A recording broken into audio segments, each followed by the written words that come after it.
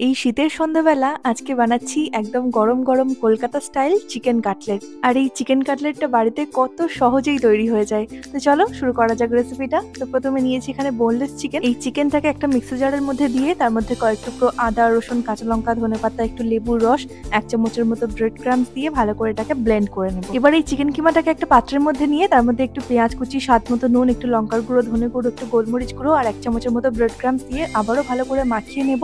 তারপর হাতের মধ্যে একটু তেল লাগিয়ে অল্প অল্প করে এই চিকেনের কিমাটাকে একটা ছুরির সাহায্যে যে কোনো পছন্দ মতো কাটলেটের শেপে গড়ে নেব। আমি এখানে ডায়মন্ড শেপে গড়ে নিয়েছি। তারপর একটা পাত্রে দুটো ডিম, একটু নুন আর গোলমরিচ গুঁড়ো দিয়ে ফেটিয়ে নিয়ে কাটলেট গুলোকে এই ডিমের গোলায় ডুবিয়ে ব্রেড ক্রাম্বসের কোট করে নেব। এইভাবে ডাবল কোট করব। তারপর একটা ছুরির সাহায্যে আবার একটু শেপ দিয়ে নিচ্ছি। এবার কড়াইতে তেল গরম করে নিয়ে কাটলেট গুলোকে মিডিয়াম ফ্লেমে একটু সময় ধরে ভেজে নিতে হবে, যাতে চিকেনটা ভেতরে কুক হয়ে যায়। তো কেমন লাগলো চিকেন কাটলেটের রেসিপিটা অবশ্যই কমেন্টে জানিও। আজ এইটুকুই, টাটা।